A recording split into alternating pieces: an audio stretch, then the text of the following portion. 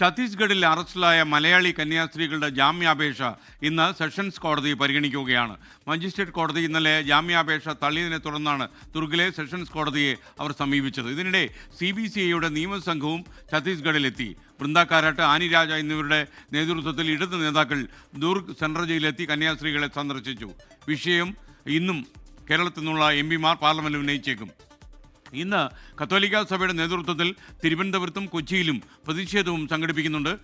അജീഷ് ജയകുമാർ ഛത്തീസ്ഗഡിലെ ദുർഗിൽ നിന്നും തത്സമയം ചേരുന്നു.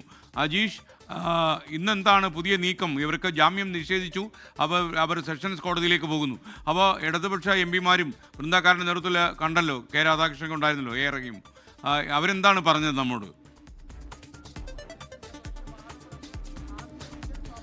SKN അല്പസമയം മുമ്പാണ് ഇടത് പ്രതിനിധികളുടെ സംഘം ഇവിടെ എത്തി കന്യാസ്ത്രീകളെ കണ്ടത്. വൃന്ദ കാരാട്ട് ഉണ്ടായിരുന്നു, ആനി രാജ ഉണ്ടായിരുന്നു, K Radhakrishnan, PP Suneer, A Rahim, Jose K Mani, ഇത്രയും പേരായിരുന്നു ഉണ്ടായിരുന്നത്. ഇവരെല്ലാവരും ആദ്യം കന്യാസ്ത്രീകളെയാണ് കാണാൻ ചെന്നത്. അതിനുശേഷം കുറച്ചധികം നേരം സംസാരിച്ചു. അതിനുശേഷം ഇപ്പോൾ ഇവരുടെ കൂടെ അറസ്റ്റിലായിട്ടുള്ള സുക്മാൻ മണ്ഡൽ എന്ന് പറയുന്ന ഈ നാരായൺപൂരിലുള്ള യുവാവ്, അയാളെ കൂടി കാണാനായിട്ട് ഇപ്പോൾ ഈ പുരുഷന്മാരുടെ ഈ ജയിലിലേക്ക് കയറിയിട്ടുണ്ട്. അതിനുശേഷം അവർ പ്രതികരിക്കാമെന്നാണ് പറഞ്ഞത്. ഇന്നലെ ഇവർ വൈകിട്ട് വന്നിരുന്നു. 4 മണിക്ക് ശേഷമായി ഇടത് പ്രതിനിധി സംഘം ഇവിടെ എത്തിയത്. പക്ഷേ സമയം കഴിഞ്ഞു എന്ന് പറഞ്ഞുകൊണ്ട് അവരെ തിരിച്ചയക്കുകയായിരുന്നു. അതിനുശേഷമാണ് ഇന്ന് രാവിലെ അവർ വരാൻ തീരുമാനിച്ചത്. മാത്രമല്ല, ഇന്ന് ഏറ്റവും പ്രധാനമായി നടക്കാൻ പോകുന്നത് ഇവിടെ സെഷൻസ് കോടതിയിൽ ഇവരുടെ ജാമ്യാപേക്ഷ പരിഗണിക്കും. ഉച്ചയ്ക്ക് ശേഷം ജാമ്യാപേക്ഷ പരിഗണനയിൽ വരും എന്നാണ് നമ്മൾ പ്രതീക്ഷിക്കുന്നത്.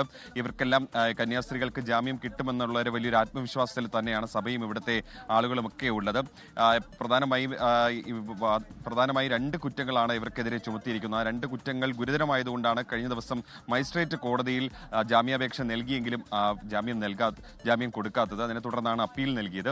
മാത്രമല്ല, ഈ BJPയുടെ അനൂപ് ആന്റണി, സംസ്ഥാന ജനറൽ സെക്രട്ടറി അനൂപ് ആന്റണിയും ഒരു പ്രത്യേക നിയമസഹായം ഇവിടെ അഭിഭാഷകർക്ക് നൽകുന്നുണ്ട്. കൂടാതെ CBCIയുടെ ഒരു 3 അംഗ അഭിഭാഷക സംഘവും റായ്പൂരിൽ എത്തിയിട്ടുണ്ട്. അവരും ഇങ്ങോട്ടേക്ക് തിരിച്ചിട്ടുണ്ടെന്നാണ് മനസ്സിലാക്കാൻ സാധിക്കുന്നത്. കഴിഞ്ഞ ദിവസം കേന്ദ്രമന്ത്രി ജോർജ് കുര്യൻ ഈ CBCIയുടെ ഭാഗത്ത് നിന്ന് ഏത് തരത്തിലുള്ള നിയമപരമായിട്ടുള്ള ഇടപെടലാണ് ഈ വിഷയത്തിൽ ഉണ്ടായതെന്ന് ചോദിച്ചിരുന്നു. അതിന് പിന്നാലെയാണ് CBCI ഒരു പ്രത്യേക അഭിഭാഷക സംഘത്തെ ഇങ്ങോട്ടേക്ക് അയച്ചത്. അതിൽ അടക്കമുള്ളവരുണ്ട്. അവരും ഇങ്ങോട്ടേക്ക് എത്തും. ഈ സെഷൻസ് കോടതിയിൽ ജാമ്യാപേക്ഷ കൊടുക്കുന്നതിന് മുമ്പ് ഇവരെല്ലാവരും ഇന്ന് കൂടിയാലോചന നടത്തും. അതിനുശേഷമായിരിക്കും ഈ ജാമ്യാപേക്ഷയിൽ വാദം നടക്കുക. എന്തായാലും എല്ലാവരും പ്രതീക്ഷയിൽ തന്നെയാണ്. ഇന്ന് തന്നെ ഈ കന്യാസ്ത്രീകൾക്ക് ഈ ജയിലിൽ നിന്ന് പുറത്തിറങ്ങാനാകുമെന്ന് തന്നെയാണ് എല്ലാവരും കരുതുന്നത്.